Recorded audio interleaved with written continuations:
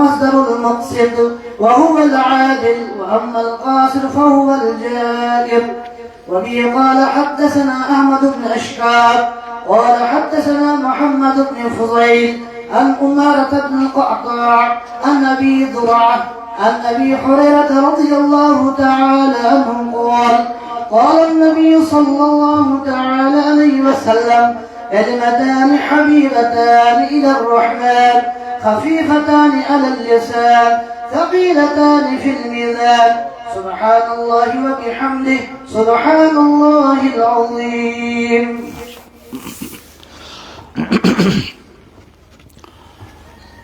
بسم الله الرحمن الرحيم.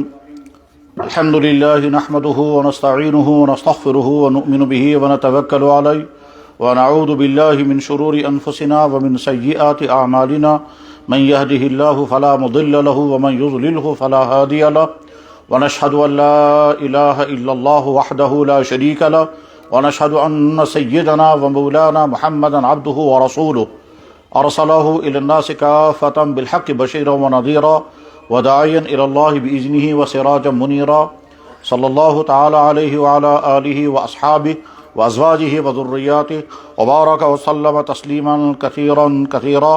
أما بعد، فإن أصدق الحديث كتاب الله، وخير السنن سنة محمد صلى الله عليه وسلم، وخير الأمور عوازمها، وشر الأمور محدثاتها، وكل محدثة بدعة، وكل بدعة ضلالة، وبكل ضلالة في النار. أما بعد، فأولا أشهد أن لا إله إلا الله وأشهد أن محمدا عبده ورسوله. رضينا بالله تعالى ربا وبالإسلام دينا وبمحمد صلى الله عليه وسلم نبيا ورسولا. على هذه الشهادة نحيا وعليها نموت إن شاء اللہ.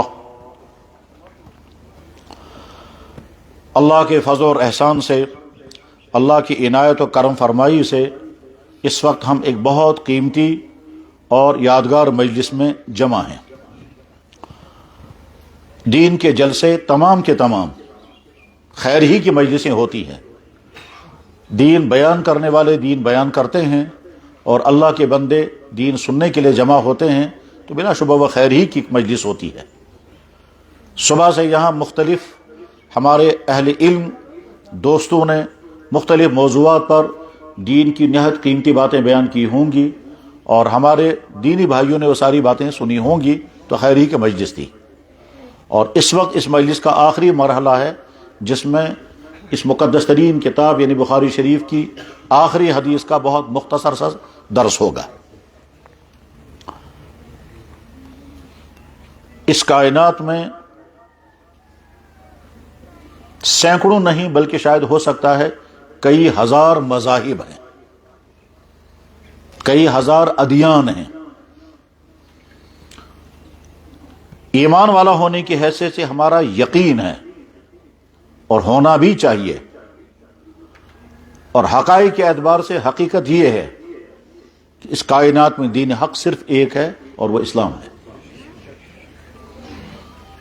اللہ جل شانہ خود فرماتے ہیں ان الدین عند اللہ الاسلام، اور اللہ جل شانہ فرماتے ہیں وما یبتغی غیر الاسلام دینا فلن یقبل منہ. انسان اگر اس دین کے علاوہ کوئی اور دین لے کر اللہ کے سامنے آئیں گے تو اللہ تعالیٰ اسے قبول نہیں کریں گے. یہ دین حق کیوں ہے؟ باقی ادیانوں کے ماننے والے بھی اپنے اپنے دینوں کو سچا سمجھتے ہوں گے. ہمارا مسئلہ یہ ہے کہ ہمیں یقین رکھنا چاہیے، اور یقین ہے کہ دین حق صرف ایک ہے اور وہ ہے اسلام. اس لیے اللہ خود فرما رہے ہیں کہ اب یہی دین انسانوں کی ہدایت اور دنیا اور آخرت کی کامیابی کا ذریعہ ہے. اس دین کے دین حق ہونے کی بہت ساری بنیادوں میں سے ایک اہم ترین وجہ، ایک اہم ترین بنیاد حدیث ہے. اس لیے کہ دنیا کے اور دوسری کسی مذہب کے پاس حدیث نام کی کوئی چیز نہیں ہے. حضرت موسیٰ علیہ السلام، حضرت عیسیٰ علیہ السلام اللہ کے نبی تھے. ہمارا بھی ان پر یقین اور ایمان ہے اور ہونا لازم ہے. اور اگر خدا نہ خواستہ کوئی ایمان والا موسیٰ علیہ السلام یا عیسیٰ علیہ السلام کو نبی نہ مانے تو اس کا ایمان ہی سلامت نہیں رہے گا. تو جیسے عیسیٰ علیہ السلام کے ماننے والے لوگ یعنی یہودی اور حضرت عیسیٰ علیہ السلام کے ماننے والے لوگ یعنی عیسائی ان کو نبی مانتے ہیں، ہم بھی ان کو نبی مانتے ہیں، اور ویسا نبی مانتے ہیں جیسا وہ تھے۔ انہوں نے ان کے متعلق اور جو دوسرے غلط عقائد منسوب کیے ہیں وہ ہمارا موضوع نہیں ہے۔ لیکن حضرت موسیٰ علیہ السلام، حضرت عیسیٰ علیہ السلام نے اپنی زندگی میں جو کچھ فرمایا ہوگا یا جو کچھ کیا ہوگا وہ دنیا میں کسی کے پاس نہیں ہے۔ یعنی خود ان کے ماننے والے یہودی بھی اگر یہ جاننا چاہیں کہ حضرت موسیٰ علیہ السلام جن کے ہم پیروکار ہیں، انہوں نے کب کون سی بات ارشاد فرمائی، کب کون سا کام کس طرح سے انجام دیا، ان کے پاس اس کا کوئی ثبوت نہیں۔ حضرت عیسیٰ علیہ السلام اللہ کے نبی تھے اور یقیناً ہیں، ان کے ماننے والے اگر یہ چاہیں کہ حضرت عیسیٰ علیہ السلام کی کوئی ایک بات ان کو مل جائے، ان کے لفظوں میں نہ صحیح تو معنی کے اعتبار صحیح، روایت باللفظ ہو یا روایت بالمعنی ہو، ان کے پاس کوئی ثبوت نہیں ہے۔ باقی تمام مذہبوں کا معاملہ بھی یہی ہے کہ مذہبوں کے لانے والے لوگوں نے جو کچھ کہا ہوگا، جو کچھ کیا ہوگا، اس کا کہیں کوئی ریکارڈ نہیں ہے۔ اور ان سب کے مقابلے میں سید الاولین والآخرین، رحمت للعالمین، خاتم الانبیاء والمرسلین، جناب رسول اکرم صلی اللہ علیہ وسلم کی ایک ایک بات، ایک ایک ارشاد، ایک ایک آپ کا عمل، سارا کا سارا محفوظ ہے، کوئی چیز چھپی ہوئی نہیں ہے۔ یہاں تک کہ آپ کی نجی زندگی مبارک میں جہاں کوئی دیکھنے والا نہ ہو، چاہے وہ ازواج مطہرات کے ساتھ پیش آنے والے معاملات ہوں یا کوئی اور معاملہ ہو جس میں کوئی دیکھنے والا نہ ہو، اس کو بھی اللہ تعالیٰ شاہ نے محفوظ کرا دیا۔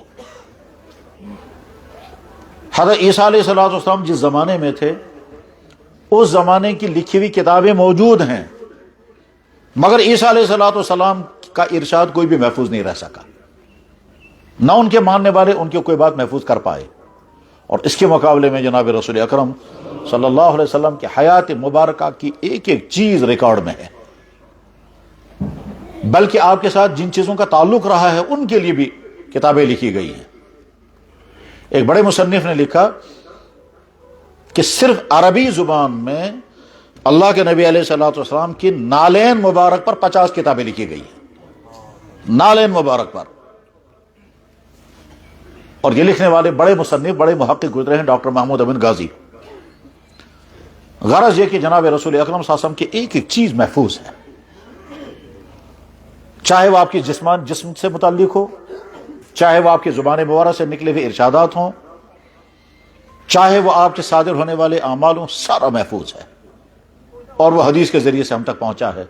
دنیا کی دوسری قوموں کے پاس یہ نعمت نہیں ہے، یہ سرمایہ نہیں ہے۔ یہ صرف ہم مسلمان کہہ سکتے ہیں کہ قال رسول اللہ صلی اللہ علیہ وسلم، فعل رسول اللہ صلی اللہ علیہ وسلم۔ یہ صحابہ ہیں جنہوں نے اللہ کے نبی علیہ السلام کی ایک ایک بات کو محفوظ رکھا، اور صحابی کہتے ہیں سمعت رسول اللہ، میں نے اللہ کے نبی سے یہ کہتے ہوئے سنا، میں نے اللہ کے نبی کو یہ کرتے ہوئے دیکھا۔ اس میں بے شمار وہ اعمال بھی ہیں جس پر کسی کو عمل نہیں کرنا ہے اور امت کے لیے عمل کی چیز ہی نہیں ہے، لیکن اس کے باوجود اس کو محفوظ رکھا گیا، اور وہ حدیثوں میں ہے۔ بے شمار حدیثیں وہ ہیں جن پر کوئی عمل کرنا نہیں ہوتا ہے، وہ عمل کی چیز ہی نہیں ہوتی ہے، لیکن حدیثوں میں آئے گا، کیونکہ وہ فعل ہے جناب رسول اکرم صلی اللہ علیہ وسلم کا، اور وہ قول ہوتا ہے اللہ کے نبی علیہ السلام کا۔ تو حدیث اسلام کے سچے ہونے کی دلیل ہے۔ جس شخص کے ذریعے سے دنیا مذہب ملا ہو، اس شخص کی کوئی بات ہی اگر محفوظ نہیں تو اس مذہب کی سچائی کیسے مانی جائے گی؟ تو حدیث حقانیت اسلام کی بہترین دلیل ہے۔ اللہ کے نبی علیہ السلام جو کچھ فرماتے تھے صحابہ سنتے تھے، یاد رکھتے تھے، بعض دفعہ صحابہ اس کو نوٹ بھی کر لیتے تھے۔ صحابہ میں سے بڑے صحابی حضرت عبداللہ بن عمرو عاص، انہوں نے باقاعدہ صحیفہ تیار کیا تھا، بڑا قیمتی صحیفہ۔ اللہ کے نبی کے زمانے میں ہی حدیثیں لکھنے کا سلسلہ شروع بھی ہوا تھا، باقاعدہ سلسلہ اس کا بہت بعد میں شروع ہوا ہے۔ باقی دنیا کی کسی بھی قوم کے پاس حدیث کا جیسا سرمایہ نہیں ہے، صرف امت مسلمہ کے پاس ہے۔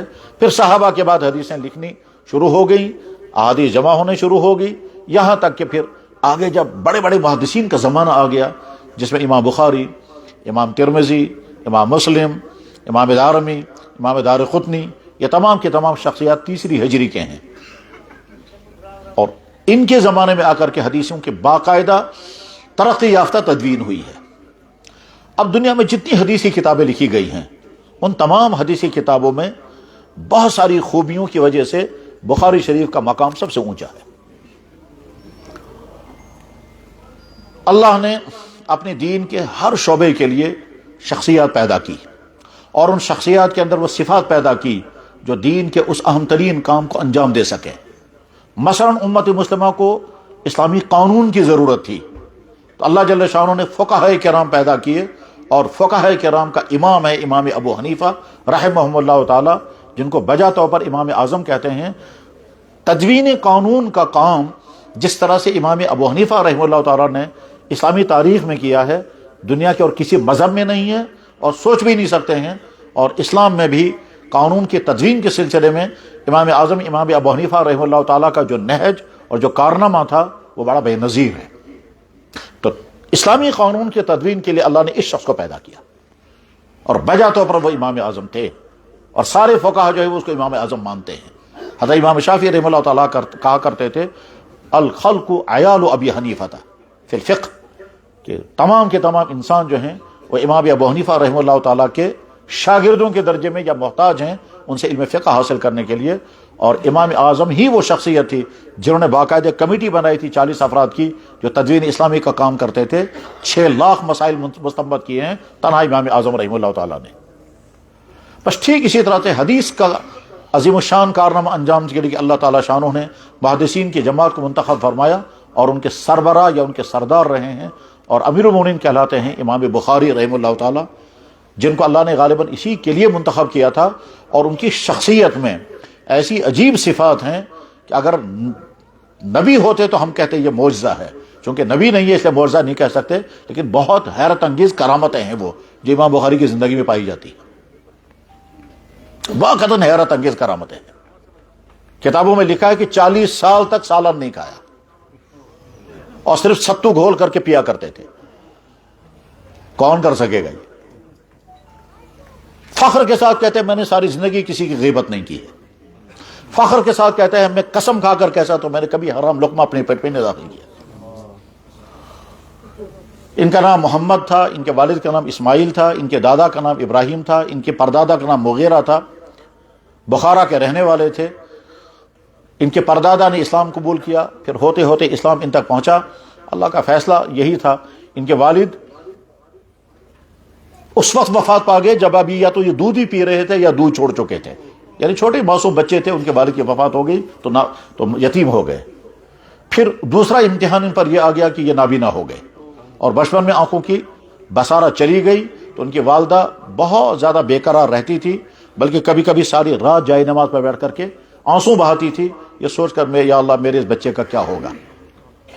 ظاہر ہے یہ وہی ماں سمجھ سکتی ہے جس کو یہ ابتلا آ جائے کہ بچہ نابینا ہو جائے، اور وہ ظاہر ماں سوچے گی کہ جب تک میں ہوں تب تک تو اس کو کوئی پریشانی نہیں ہونے دوں گے، لیکن میرے بعد اس بچے کا کیا بنے گا.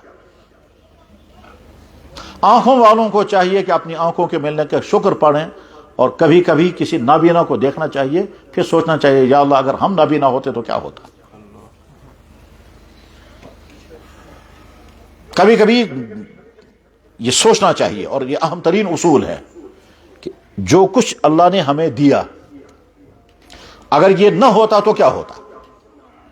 یہ کیسا خدا نے عطا کرمت، اگر یہ ایسے نہ تھے کیا بنے ایسے. ایمان نہ ہوتا تو کیا ہوتا، جسم میں کوئی کمی ہوتی تو کیا ہوتا، دیکھنے کو آنکھ نہ ہوتی تو کیا ہوتا، بولنے کو زبان نہ ہوتی تو کیا ہوتا، سننے کو کان نہ ہوتے تو کیا ہوتا، دماغ صحیح حالت میں نہ ہوتا، اب نارمل ہوتا تو کیا ہوتا، جسمانی کوئی ڈیفیکٹ ہوتا، لنگڑے ہوتے لنگڑے ہوتے تو کیا ہوتا، بے گھر ہوتے تو کیا ہوتا، بے اولاد ہوتے تو کیا ہوتا، ایمان والے گھر میں پیدا ہونے کے باوجود بے دین ہوتے تو کیا ہوتا. جو نعمتیں ہیں ان نعمتوں کو سوچتے سوچتے کہنا چاہیے اگر یہ ایسے نہ تھے کیا بنے. میں چھوٹی سی چھوٹی چیز کو بھی سوچنا چاہیے کہ جناب اگر انسانس کشن جی اگر نام آسے نہ تیل کیا اس کرون انسانس تیلس کاٹر ژھانڈن یا کنیفل ژھانڈن اور ہر وہ جیب میں رکھنا تھا تاکہ اسے ہم رگڑیں گے اپنے بدن کو. میں ایک دفعہ ایک جلسے میں گیا تھا، وہاں ایک بچے کو لایا گیا، کہا لگا اس کو دم کرو. بچے کی حالت یہ تھی کہ اس کے ناخن ہی نہیں ہیں، تو انگلیاں ہیں مگر ناخن نہیں ہیں. حیرت انگیز انگلیاں. ہم کہتے ہیں کہنے لگے جناب مشن نہ مہینہ اب ظاہر ہے وہ جب زندگی میں کھجلائے گا تو کھجلائے گا کس سے؟ اور کھجلانا زندگی کی ضرورت ہے. تو اللہ کی کوئی بھی چیز ہے یہ جو ہم ہاتھ پاؤں ہلاتے ہیں، یہ ہاتھ پاؤں ہلانا بھی اللہ کا احسان ہے، کیونکہ نرو سسٹم ٹھیک ہے، اور جب انسان مر جاتا ہے تو ہاتھ اکڑ جاتے ہیں، پھر آدمی مڑ ہی نہیں سکتا ہے.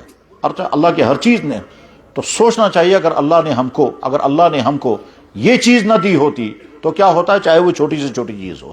تو امام بخاری رحمہ اللہ تعالیٰ نابینا ہو گئے، اللہ نے ہم کو بینا بنایا. ان کی والدہ رات بھر روتی رہتی تھی، دعائیں کرتی رہتی تھی. تو ایک دفعہ حضرت ابراہیم علیہ الصلوۃ والسلام ان کو خواب میں آیا اور فرمایا اللہ نے تمہاری بیٹی کی بینائی واپس کر دی. ظاہر والدہ کو خوشی ہوئی ہوگی، اسی خوشی کے مسرت میں وہ اٹھی ہے. کچھ کتابوں میں لکھا ہے کہ اسی وہ بچے کو جگایا، اور جگانے کے بعد دیکھا کہ واقعی لائٹ آئی ہے یا نہیں. اس بچے کو باہر لے گئی. اب جب اس میں آسمان کی طرف دیکھا تو ستارے نظر آ گئے. تو بچے نے کہا مجھے تو ستارے نظر آئے، رأیت النجوم. تو والدہ خوش ہو گئی، واقعتاً اس کو لائٹ آ گئی ہے. پھر اندر آ کر کے چراغ جلا کر کے کہا کیا ہے یہ؟ کہنے لگا یہ تو چراغ ہے، ہاتھا ہو سراج. اور زیادہ خوش ہو گئے، بچے کو لٹا دیا پھر. اور اب شکرانے میں جائے نماز پر صبح تک رہی. پہلے اسی جائے نماز پر روتی رہتی تھی، بچے کو لائٹ ملنی چاہیے اور جائے نماز بھیگ جاتا تھا، اور اب اسی جائے نماز کو اپنی آنسوؤں سے تر کر دیا شکرانے میں. اس طرح سے امام بخاری رحمہ اللہ تعالیٰ اس پہ بینا ہو گئے. پھر انہوں نے حدیث پڑھی، اور پھر اس کی لمبی تاریخ ہے جو عوام کے مجمع بیان کرنے کی نہیں ہے. وہ تو علماء کو پڑھنا بھی ہوتا ہے، سیکھنا بھی ہوتا ہے. اس کے بعد امام بخاری رحمہ اللہ تعالیٰ نے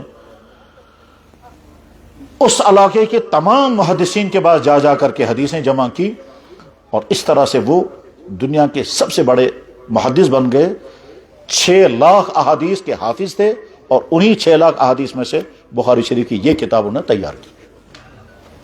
اور بعض کتابوں میں لکھا کہ نہیں، امام بخاری نے فرمایا کہ میں نے 1 لاکھ احادیث صحیحہ اور 1 لاکھ حدیثیں ضعیف حدیثیں جمع کی ہیں. ان 1 لاکھ صحیح حدیثوں میں نے منتخب کی ہے، تو یہ کتاب مرتب کی.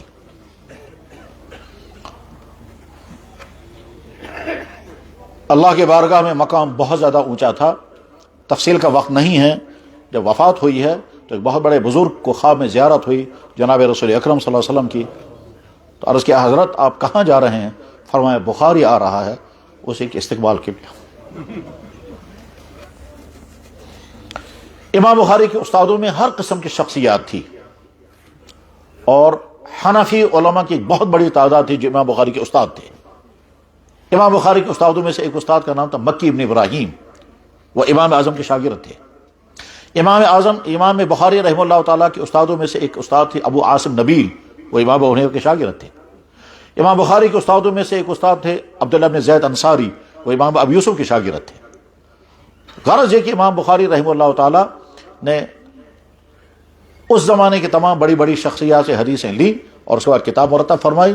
پھر اللہ نے اس کتاب کو اتنی مقبولیت عطا کی ہے کہ پورے عالم میں اس کتاب کو پڑھا جاتا ہے، اور تقریباً تمام کا عقیدہ یہ ہے کہ اللہ کی کتاب کے بعد سب سے صحیح ترین کتاب یہی کتاب بخاری شریف ہے. امام بخاری نے جب اس کتاب کو لکھا،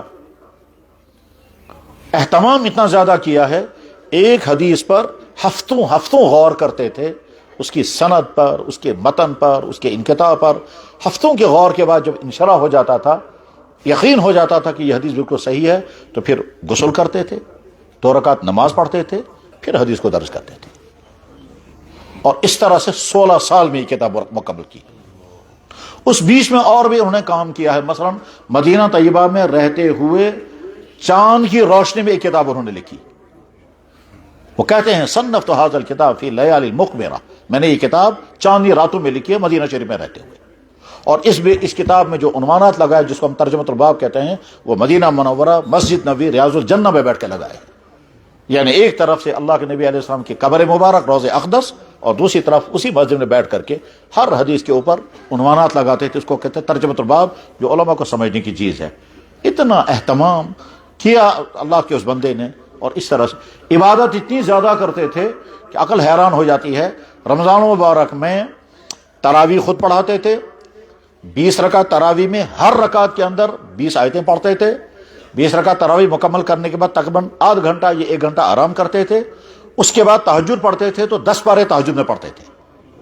اور فجر کی سحری کھانے کے بعد پھر فجر کی نماز پڑھتے تھے، پھر 1-1.5 گھنٹہ آرام کرتے تھے، اس کے بعد قرآن کریم کی تلاوت شروع کرتے تھے، تو آفتاب ڈوبنے پر ختم قرآن کرتے تھے۔ پورا رمضان کا مہینہ اسی طرح سے گزرتا تھا۔ غرض یہ کہ حافظہ اتنا عجیب و غریب تھا کہ ایک مرتبہ بات سنی پھر کبھی نہیں بھولتی تھی وہ۔ پھر امام بخاری رحمہ اللہ تعالیٰ نے یہ کتاب جب مکمل کی، پھر اپنے شاگردوں کو پڑھایا، تقریباً 90,000 آدمی نے ان سے بخاری شریف پڑھی، اور اس کے بعد پھر ان کے شاگردوں نے اس آگے پڑھایا، اور آگے سلسلہ چلتا رہا، تفصیل کا وقت نہیں ہے، یہاں تک کہ ہوتے ہوتے پھر بخاری شریف کا درس کا سلسلہ مدینہ طیبہ میں چلا۔ امام بخاری تو بخارا کے رہنے والے تھے، وہی ان کے شاگرد تھے محمد بن یوسف فربری، پھر فربری سے ان کے شاگرد نے بخاری شریف پڑھی سرخسی نے پھر آگے داؤدی نے، اسی طرح سے سلسلہ چلتے چلتے پھر اخیر میں شیخ ابراہیم کردی نے بخاری شریف پڑھی، اپنے استاد نجم الدین غیتی، اور اس کے بعد پھر ابراہیم کردی نے بخاری شریف پڑھی اپنے بیٹے ابو طاہر کردی کو، اور ابو طاہر کردی سے بخاری شریف پڑھی حضرت شاہ ولی اللہ محدث دہلوی نے۔ پھر شاہ ولی اللہ محدث دہلوی جب واپس آئے تو دلی میں انہیں بخاری شریف پڑھانی شروع کی۔ جن بے شمار لوگوں نے ان سے بخاری شریف پڑھی، ان میں ان کے صاحبزادے کا نام تھا عبدالعزیز، پھر انہوں نے بخاری شریف پڑھانی شروع کی۔ ان کے پڑھنے والوں میں بہت سارے لوگ تھے، جن میں ایک شخص تھا شاہ محمد اسحاق، پھر انہوں نے پڑھی۔ پھر شاہ محمد اسحاق رحمہ اللہ تعالیٰ سے بخاری شریف پڑھی۔ ان کے بہت سارے شاگردوں میں سے ایک خاص حضرت شاہ عبد الغنی مجددی، جو حضرت مجدد الفسانی کے شاگردوں میں سے تھے، اور حضرت عبد الغنی مجددی رحمہ اللہ تعالیٰ سے بخاری شریف پڑھی حضرت مولانا رشید نند گنگوہی اور حضرت مولانا قاسم نانوتوی نے۔ حضرت مولانا قاسم نانوتوی سے بخاری شریف پڑھی حضرت شیخ الہند مولانا محمود حسن نے۔ مولانا محمود حسن سے بخاری شریف پڑھی ان کے تمام شاگردوں نے، جس میں حضرت علامہ انور شاہ صاحب، حضرت مولانا شبیر احمد عثمانی، حضرت مولانا مفتی کفایت اللہ، حضرت مولانا حسین مدنی، یہ تمام ان کے شاگرد تھے۔ پھر ان کا سلسلہ آگے چلا ہے تو حضرت مولانا حسین مدنی سے بخاری شریف پڑھی حضرت مولانا نصیر احمد خان صاحب اور حضرت مولانا عبدالحق صاحب نے، اور دوسرے بہت سارے حضرات نے۔ پھر حضرت مولانا نصیر احمد خان صاحب اور حضرت مولانا عبدالحق صاحب سے بخاری شریف ہم نے پڑھی، اور اس طرح سے ہمارا سلسلہ ہم سے لے کر کے جناب رسول اکرم صلی اللہ علیہ وسلم تک مربوط ہوتا ہے۔ یعنی ہم کہہ سکتے ہیں کہ آفتاب رسالت کی ذات اقدس کے ساتھ ہمارا کنیکشن پوری طرح سے مربوط ہے، بیچ میں کہیں کوئی کھمبا گرا ہوا نہیں ہے۔ یہ ایسے ہی ہے جیسے کہ کہیں پاور ہاؤس ہوتا ہے، اس پاور ہاؤس کا کنیکشن جب ہم تک جڑے گا تو یہاں لائٹ آ جائے گی۔ یہاں لائٹ آنے کے معنی یہ ہے کہ یہاں سے لے کر کے پاور ہاؤس تک سارے کھمبے بھی ٹھیک ہیں، تارے بھی ٹھیک ہیں، اسی لیے یہاں لائٹ آئی ہے۔ یہ نہیں معلوم ہمیں پاور ہاؤس کہاں ہے، مگر اگر ہم تک بجلی آ رہی ہے تو اس کے معنی یہ ہے کہ ہمارا کنیکشن پاور ہاؤس کے ساتھ ہے، تبھی یہ لائٹ آ رہی ہے۔ بس ٹھیک اس طرح سے اللہ کے فضل اور احسان سے، اللہ کے کرم و مہربانی سے الحمدللہ ہمارا سلسلہ علمی، چاہے وہ حدیث کا ہو ہم سے لے کر کے جناب رسول اکرم صلی اللہ علیہ وسلم تک، چاہے وہ فقہ کا ہو ہم سے لے کر کے امام اعظم کے واسطے سے ہوتے ہوئے، امام اعظم کے استاد تھے حماد کے استاد تھے ابراہیم نقی کے استاد تھے عبداللہ بن مسعود، اور ان کے استاد ہیں جناب رسول اکرم صلی اللہ علیہ وسلم۔ اور سلسلہ تصوف میں ہمارا سلسلہ ہم سے ہوتے ہوئے ہمارے تمام اکابرین، جن اکابرین میں حضرت تھانوی بھی ہیں، حضرت مولانا زکریا صاحب نور اللہ مرکزہ بھی ہیں، ان سے سلسلے ہوتے ہوئے پھر حضرت خواجہ علاؤالدین صابر کلیری سے ہوتے ہوئے، حضرت نجام الدین اولیاء سے ہوتے ہوئے، حضرت خواجہ معین الدین اجمری سے ہوتے ہوئے حضرت علی رضی اللہ تعالیٰ تک پہنچتا ہے، اور جناب رسول اکرم صلی اللہ علیہ وسلم کا۔ کشمیر کی عظیم ترین شخصیت حضرت علامہ انور شاہ صاحب رحمہ اللہ تعالیٰ تھے۔ حضرت شیخ الہند مولانا محمود حسن رحمہ اللہ تعالیٰ کے بعد وہی بخاری شریف دیوبند میں پڑھاتے تھے۔ پھر ان کی عظیم الشان شاگرد پیدا ہو گئے کہ بلا شبہ اس دور میں جو بہت بڑی عظیم شخصیات پیدا ہوئی ہیں وہ سب علامہ انور شاہ صاحب کی شاگرد تھے۔ ان کے شاگردوں میں حضرت مولانا منظور احمد نعمانی، حضرت مولانا یوسف بن نوری، حضرت مولانا مفتی شفیع صاحب، حضرت مولانا ادریس کاندھوی، یہاں کشمیر کے حضرت مولانا میر اخشا صاحب، حضرت مولانا میر وائز مولانا یوسف صاحب، یہ تمام شخصیات جو ہیں وہ علامہ انور شاہ صاحب کے شاگرد تھے۔ انہی کی شخصیات میں سے ایک شخصیت ہے حضرت مولانا سعید احمد اکبر آبادی۔ سعید احمد اکبر آبادی شاہ صاحب کے شاگرد تھے، طویل زمانے تک وہ علی گڑھ یونیورسٹی میں پروفیسر رہے، پھر وہاں سے ریٹائر ہو کر کے آخر زمانے میں وہ دیوبند آئے تھے، اور دیوبند میں وہ قیام پذیر تھے، تو ہم لوگ ان کی خدمت میں حاضر ہو گئے۔ تو میں نے حضرت مولانا اکبر آبادی صاحب سے کہا، حضرت آپ علامہ انور شاہ صاحب کے تلامذہ میں سے ہیں، آپ کو حضرت شاہ صاحب نے سند عطا فرمائی ہوگی، ہم کو بھی سند عطا فرمائی ہے۔ تو دارالعلوم دیوبند کے مہمان خانے میں حضرت مولانا سید احمد اکبر آبادی نے، جو علامہ اقبال کے ساتھ بھی رہے ہیں، انہوں نے فرمایا کہ میں نے مولانا انور شاہ صاحب سے بخاری شریف مکمل، ترمذی شریف مکمل پڑھی ہے، میں تمہیں اس کی سند دے دیتا ہوں۔ اس طرح سے گویا حضرت علامہ انور شاہ صاحب کے ساتھ بھی ہمارا سند کا سلسلہ جڑ گیا، حضرت مولانا حسین مدنی کے ساتھ سند کا سلسلہ جڑ گیا، اور ایک سند کا سلسلہ اور بھی ہے، لیکن وہ ساری اس پر بیان کرنے کی چیز نہیں، عوام کا مجمع ہے۔ امام بخاری رحمہ اللہ تعالیٰ نے یہ جو حدیث کی کتاب لکھی، اس حدیث کی کتاب کا آغاز بھی عجیب ہے اور اس کا اختتام بھی انہوں نے عجیب کیا۔ اختتام میں انہوں نے کیا بات کہی ہے؟ بس یہ بات سمجھائی ہے، دنیا میں تمام انسانوں کے تمام اعمال کا معاملہ یہ ہے کہ قیامت کے دن تمہارے اعمال کا وزن ہوگا۔ ہر انسان یہ ذہن میں رکھے، میں جو کچھ بولتا ہوں، میں جو کچھ کروں گا، یہ تارا ریکارڈ ہو جائے گا، اور ریکارڈ ہونے کے بعد قیامت کے اس کا وزن ہوگا۔ کوئی انسان چھپ نہیں سکتا اس بات سے کہ میں چھپ کر کے کوئی کام کروں گا تو ریکارڈ بھی نہیں رہے گا، نہیں۔ اللہ تعالیٰ شانوں نے اس کے لیے 4 بڑے بڑے انتظامات کر رکھے ہیں، ہر انسان کا ہر عمل اور ہر انسان کا ہر قول محفوظ ہو رہا ہے۔ جس زبان سے ہم بول رہے ہیں وہی زبان قیامت کے دن گواہی دے گی کہ میں نے یہ بولا ہے۔ انسان نے اپنی آنکھ کا غلط استعمال کیا تو قیامت کے دن یہی آنکھ گواہی دے گی کہ میں نے یہ دیکھا ہے۔ قرآن کریم میں اللہ تعالیٰ شانو فرماتے ہیں الیوم نختم علی افواہہم وتکلمنا ایدیہم وتشہد ارجلہم بما کانوا یکسبون، قیامت کے دن تمہارے منہ پر میں مہر لگا دوں گا اور تمہارے ہاتھ اور تمہارے پاؤں کلام کرنے لگیں گے۔ یعنی قیامت دو یہ انسان وایت یم اتھسے دی کیسان کورمت آسے یہ ادی گواہی، یم کھر یپرکن یکرکن پکمز آسان تم کھر دن گواہی، یمو کانو سے دی کیسا بوزمت آسے کان دن گواہی، یم زئی سے دی کیسا بولمت آسے یہ زیو دی گواہی، یوم تشہد علیہم السنتہم، وہ دن یاد رکھنا جس دن تمہاری زبان گواہی دے گی، وایدیہم وارجلہم، اور ایک جگہ تو اللہ تعالیٰ شانو فرماتے ہیں تمہاری کھال بھی گواہی دے گی۔ فرض کرتے ہیں ہم نے چپکے سے کسی آدمی کے ہاتھ سے رشوت کا سود کا پیسہ لیا اور ہمارا ہاتھ اس ہاتھ کے ساتھ ٹچ کر گیا تو کھال بھی گواہی دے گی، اور یہ تو ہاتھ اسے ہاتھ کے ساتھ مل گیا یہ بھی گواہی دے گا۔ خدا نہ خواستہ اگر کسی ایمان والے کا ہاتھ یا جسم کا کوئی حصہ کسی نامحرم کے جسم کے ساتھ چھو گیا، مثلا گاڑی میں بیٹھے تھے، کندھا کندھے کے ساتھ مل گیا، گاڑی میں سوار تھے، اوور لوڈنگ تھی، کندھا کندھے کے ساتھ مل گیا، جسم کے ساتھ ٹچ کر گیا اور جسم اور دل میں گندگی کے احساسات پیدا ہوئے، تو جناب یہی کندھا اور یہی جسم کی کھال گواہی دے گی قیامت کے دن۔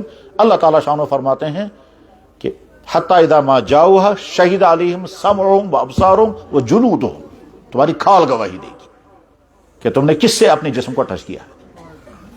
رات کے اندھیرے میں اگر ہم نے اپنا موبائل کھولا اور اس کے بعد پھر نامناسب حرام اللہ کو ناراض کرنے والی چیزیں دیکھی تو جس آنکھ سے دیکھ رہے ہیں یہی آنکھ قیامت کے دن گواہی دے گی، جس ہاتھ سے سرچ کر رہے ہیں اور ویب سائٹیں ڈھونڈ رہے ہیں یہ انگلیاں گواہی دیں گی، اور اگر رات کے اندھیرے میں کہیں کسی نامحرم کو ویڈیو کالنگ کی ہے تو وہ آنکھ بھی گواہی دے گی، اسے جو باتیں کی ہوں گی وہ زبان بھی گواہی دے گی، اور اس کی باتیں سن کر کے دماغ میں لذت محسوس کی ہوگی تو شاید دماغ بھی گواہی دے گا۔ یہ تو اللہ نے ایک انتظام کیا، گویا وہ جس جسم کو ہم استعمال کر رہے ہیں اللہ کو ناراض کرنے کے لیے یہی جسم قیامت کے دن گواہی دے گا۔ بعد میں اللہ تعالیٰ اسی بندے جسم کو کہے گا تجھے کیا ہو گیا، تو نے میرے خلاف گواہی دی، حتی اذا وقالوا لجلودہم لما شہدتم علینا، انسان اپنے جسم سے کہے گا تو نے میرے خلاف گواہی کیوں دی اور بولا کیسے تو یہاں، تو یہ جسم جواب میں کہے گا انطقنا اللہ الذی انطق کل شیء، یس جسم خدائن عطا کورمت، یس جسم انسان استعمال کران یہ جسم چ ریکارڈنگ کران۔ ہماری آنکھ بایا 2 کام کر رہی ہے، ایک ہماری مرضی کے مطابق دیکھتی ہے وہ جو ہم دکھائیں گے، اور دوسرا کام اللہ کا کر رہی ہے کہ ریکارڈ کر رہی ہے۔ ہمارے پاؤں 2 کام کر رہے ہیں، ایک یہ کہ جدھر ہم چلائیں گے ادھر یہ چلے گا، چوری کرنے کے لیے، خدا نہ خواستہ نامناسب چیز کھانے یا پینے کے لیے، کسی پر ظلم کرنے کے لیے، کوئی غلط ملاقات کرنے کے لیے پاؤں چلے گا، لیکن جدھر کوئی چلے گا یہ پاؤں ریکارڈ بھی کر رہا ہے، قیامت کے دن یہی پاؤں گواہی دے گا۔ ہم نے ہاتھ سے کوئی چیز دی یا دی، اگر یہ اللہ کو ناراض کرنے والی ہے تو یہی ہاتھ گواہی دے گا۔ تو ایک تو اللہ کا انتظام یہ ہے، دوسرا اللہ نے انتظام فرمایا، فرشتوں کی جماعت مقرر کی ہے، پورا ڈپارٹمنٹ، ان فرشتوں کا کام ہی ہے تمام اعمال نوٹ کر لینا، تو فرشتے دستاویز تیار کر رہے ہیں۔ اور تیسرا انتظام اللہ تعالیٰ شانوں کا یہ ہے کہ زمین کے جس خطے پر بیٹھ کر کے انسان نے جو کام بھی کیا، زمین کا وہ خطہ اس کو ریکارڈ کر لیتا ہے۔ قیامت کے دن زمین کو اس خطے سے گواہیاں آئیں گی۔ قرآن کریم اللہ تعالیٰ فرماتے ہیں یوم تشہد علیہم السنتہم وایدیہم وارجلہم، یہ بھی فرمایا، اور دوسری طرف فرمایا یومئذ تحدث اخبارہا بان ربک اوحیلہا، یہ زمین خبریں سنائے گی کیونکہ اللہ کا حکم ہوگا، تو زمین کہے گی یا اللہ یہاں سجدہ کیا فلانے نے، یا اللہ یہاں فلانے نے فلاں سے غلط ملاقات کی، یا اللہ اس مقام پر فلاں اور فلاں نے بیٹھ کر فلانی غلط چیز کھائی ہے یا پی ہے، یا اللہ اس جگہ پر ناحق قتل ہوا ہے، یا اللہ اس جگہ پر شرابی پی گئی ہے، یا اللہ اس جگہ پر فلاں غلط لین دین کے فیصلے ہوئے ہیں، یا اللہ اس جگہ پر بیٹھ کر کے فلاں نے نشے کی چیزیں استعمال کی ہیں۔ زمین کے جس خطے پر جو بھی نیک عمل ہوگا، زمین کے جس خطے پر جو بھی اللہ کو ناراض کرنے والا کام ہوگا، زمین کا وہ خطہ گواہ بنے گا اور قیامت گواہی دے گا۔ قرآن کریم میں اللہ تعالیٰ فرماتے ہیں، اور ساتھ میں اللہ تعالیٰ فرماتے ہیں انسانوں یاد رکھو تمہارے ایک ایک عمل کا میں وزن کروں گا۔ امام بخاری رحمہ اللہ تعالیٰ اخیر میں یہ باب قائم کر کے گویا میسیج دیا کہ انسانوں یہ مت سمجھنا جو چاہے سو کرو، یہ مت سمجھنا اندھیرے میں بیٹھ کر جو چاہے گا کرو گے کوئی دیکھنے والا نہیں ہے، سارا تمہارا اعمال ریکارڈ ہو رہے ہیں، چاہے زبان سے کرو چاہے اعضاء سے کرو، اور ان اعمال کا قیامت کے دن وزن ہوگا۔ وزن کیسے ہوگا؟ کہ ایسے ہی وزن ہوگا جیسے تم آج وزن کرتے ہو، ہواؤں کا وزن ہوتا ہے، بخار کا وزن ہوتا ہے، تیز رفتاری کا وزن ہوتا ہے، سردی اور گرمی کا وزن کیا جاتا ہے، جیسے انسان ان تمام چیزوں کا وزن کرتا ہے، ویسے اللہ تعالیٰ شانہ بھی قیامت کے دن انسان کے اعمال کا وزن کرے گا۔ اس زمانے میں جب امام بخاری نے یہ بات کہی تھی، اس زمانے میں طبقہ ایسا بھی تھا جو کہتے تھے کوئی وزن نہیں ہوگا، اعمال کا وزن کیسے ہو سکتا ہے، یہ تو ایکشنز ہیں، اور ایکشن جو ہے وہ ختم ہو جاتے ہیں، ان کا ریکارڈ نہیں رہتا ہے۔ وہ زمانہ ختم ہو گیا، آج تو غیر مرئی چیزوں اور غیر مادی چیزوں کا بھی وزن ہوتا ہے۔ وہ بحث عالمانہ بحث ہے، وہ ہم کو عوام کے مجمع میں نہیں لانی ہے۔ ہمیں تو یہ سمجھنا ہے کہ اللہ تعالیٰ فرما رہے ہیں تمہارے سارے اعمال کا وزن ہوگا اور میں انصاف کی ترازو قائم کروں گا۔ بس سب سے اخیر میں امام بخاری رحمہ اللہ تعالیٰ نے یہ باب قائم کر کے امت کو میسیج دیا ہے، اللہ یہ کہتے ہیں تمہارے اعمال کا وزن ہوگا۔ اب یہ سمجھانے کے لیے پھر امام بخاری نے حدیث نقل فرمائی کہ جناب رسول اللہ صلی اللہ علیہ وسلم نے ارشاد فرمایا، دو چھوٹے چھوٹے جملے اللہ کو بہت پسند ہیں، زبان پر بہت ہلکے ہیں، اور قیامت کے دن جب اعمال کا وزن ہوگا تو بہت وزنی ہوں گے، اس کا مطلب وزن ہوگا۔ تو اللہ بھی فرما رہے ہیں کہ اعمال کا وزن ہوگا، اور اللہ کے نبی بھی فرما رہے ہیں ترازو کھڑی کی جائے گی اور ان میں تمہارے اعمال کا وزن ہوگا، یہ عمل بڑا وزنی ہوگا، ثقیلتان فی المیزان، تو میزان ہوگی قیامت کے دن۔ اس میں انسانوں کا ایک بہت بڑا طبقہ ایسا بھی ہوگا کہ ان کے اعمال کا کوئی وزن نہیں ہوگا۔ وہ کون سا طبقہ ہے؟ جواب انبیاء علیہ الصلوۃ والسلام، ان کے عمل کا کوئی وزن نہیں ہوگا، کیونکہ نیکیاں ہی نیکیاں ہیں۔ اسی طرح سے امت کے طبقات میں سے ایک طبقہ وہ بھی ہے کہ ان کے اعمال کا بھی وزن نہیں ہوگا۔ اللہ کے نبی علیہ السلام نے فرمایا، بخاری میں حدیث ہے کہ 70,000 افراد وہ ہیں جو بغیر حساب کتاب کی جنت میں جائیں گے، تو ان کی فائل ہی نہیں کھولی جائے گی، وہ تو ہوں گے ہی اسی درجے کے کہ ان کے لیے کوئی حساب نہیں ہوگا، ان کا کوئی وزن نہیں ہوگا، وہ سیدھے جنت میں جائیں گے۔ اور تیسرا طبقہ ان تمام انسانوں کا جن کے ہاں کوئی نیکی ہے ہی نہیں، ان کے ہاں صرف گناہ ہی گناہ ہیں، ان کے لیے بھی کوئی ترازو نہیں، وہ تو سیدھے جہنم میں جائیں گے۔ ان کے لیے اللہ تعالیٰ فرماتے ہیں فَلَا نُقِيمُ لَهُمْ يَوْمَ الْقِيَامَةِ وَزْنًا، جہاں صرف گناہ ہی گناہ ہے وہاں کے اچھے کو تولیں گے۔ بچ گئے وہ ایمان والے جن کی زندگی میں نیکیاں بھی ہیں اور گناہ بھی ہیں۔ اب نیکیاں زیادہ ہیں یا گناہ زیادہ ہیں، ان کے لیے وزن تولا جائے گا۔ وَنَضَعُ الْمَوَازِينَ الْقِسْطَ لِيَوْمِ الْقِيَامَةِ۔ ایک حدیث آتی ہے، حدیث کی دوسری کتابوں میں، ترمذی شریف میں بھی ہے، ابو داؤد شریف میں بھی ہے۔ حدیث کے راوی ہیں حضرت عبداللہ بن عمرو بن عاص، وہ بیان کرتے ہیں کہ جناب رسول اللہ صلی اللہ علیہ وسلم نے ارشاد فرمایا، قیامت کے دن ایک آدمی کو لایا جائے گا اور اس کے گناہوں کی فائلیں سامنے لائی جائیں گی۔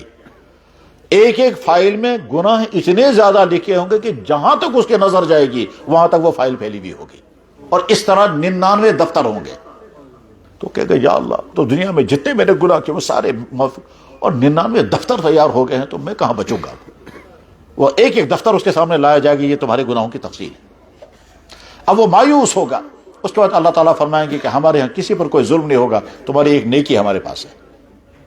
چنانچہ پرزہ نکالا جائے گا، اس میں زندگی میں سے ایک مرتبہ کلمہ پڑا ہوگا، تو وہ کلمہ لکھا ہوا ہوگا۔ اللہ تعالیٰ فرمائیں گے جاؤ اس کا وزن کراؤ۔ تو بندہ عرض کرے گا یا اللہ ادھر سے ہیں 99 دفتر اور ادھر سے یہ ایک پرزہ، یہ کیا کر سکے گا؟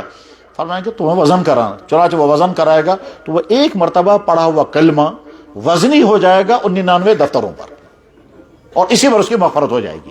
لیکن اس کا مطلب یہ نہیں کہ ہم بھی سوچیں گے کہ گناہ کرتے رہیں گے، ایک مرتبہ کلمہ پڑھ کر کے رکھیں گے ہمارا بھی، نہیں ایسا نہیں۔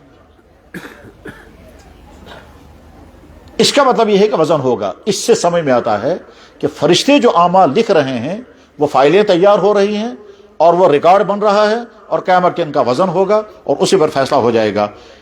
امام بخاری رحمہ اللہ تعالیٰ کہتے ہیں اللہ کا ارشاد ہے قول اللہ وَنَضَعُ الْمَوَازِينَ، ہم کھڑی کریں گے الموازین، اعمال تولنے والی ترازویں،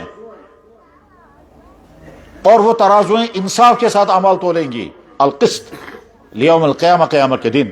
پھر آگے فرماتے ہیں بنی آدم میں سے کوئی بھی انسان ہو، اس کی زبان سے نکلا ہوا بول اس کا بھی وزن ہوگا، اور اس کے جسم سے صادر ہونے والا عمل اس کا بھی عمل ہوگا۔ وَأَنَّ أَعْمَالَ بنی آدم وَقَوْلُهُمْ يُوزَنُ، بنی آدم کے زبان سے نکلی ہوئی باتوں کا بھی وزن ہوگا، اور جسم سے صادر ہونے والے اعمال کا بھی وزن ہوگا، اور ساتھ میں انصاف کے ساتھ وزن ہوگا۔ ایسا نہیں کہ بندے نے کوئی گناہ کیا ہی نہیں تھا زبردستی لکھا جائے گا، ایسا بھی نہیں کہ گناہ چھوٹے درجے کا ہے تو زیادہ لکھا جائے گا، نہیں، القسط۔ وقال مجاہد القسطات العدل، امام مجاہد نے فرمایا کہ لفظ قسط استعمال ہوا ہے، یہ قسط قرآن کریم میں اور جگہوں پر بھی استعمال ہوا ہے، اور وہاں وہ قسطاس ہے، قسطاس کے معنی عدل کے ہیں رومی زبان میں، اور آگے فرماتے ہیں وہ یقال القسط مصدر القسط، اور کہا گیا کہ نہیں، قسط جو ہے وہ مقسط کا مصدر ہے، وہ العادل، اور اس کے معنی عادل کے ہیں، وَأَمَّا الْقَاسِطُ فَهُوَ الْجَائِرُ، اور جو قاسط ہے وہ جائر کے معنی میں ہے۔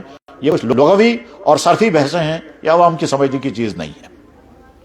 ہمارے لیے تو اس میں جو پیغام ہے وہ یہ، اللہ فرما رہے اے انسانوں تمہارے سارے اعمال میرے وزن کیے جائیں گے، اس لیے ہوشیار رہنا، یہ مت سمجھنا جو تم کرو گے وہ محفوظ نہیں ہے، ہر چیز محفوظ ہو رہی ہے، حالانکہ تنہائی میں دیکھنے والا نہیں ہے، جو کچھ تم بولو گے وہ بھی محفوظ ہو رہا ہے، جو کچھ تم کرو گے وہ بھی محفوظ ہو رہا ہے، جو کچھ تم کرو گے وہ بھی محفوظ ہو رہا ہے، جس سے تم ملو گے وہ بھی محفوظ ہو رہا ہے، کس کو کیا دیا، کس سے کیا لیا، کس کے ساتھ کیا برتاؤ کیا، سارا ریکارڈ ہو رہا ہے، چھوٹی سے چھوٹی اور بڑی سے بڑی نیکی، چھوٹے سے چھوٹا گناہ اور بڑے سے بڑا گناہ، سارا محفوظ ہے۔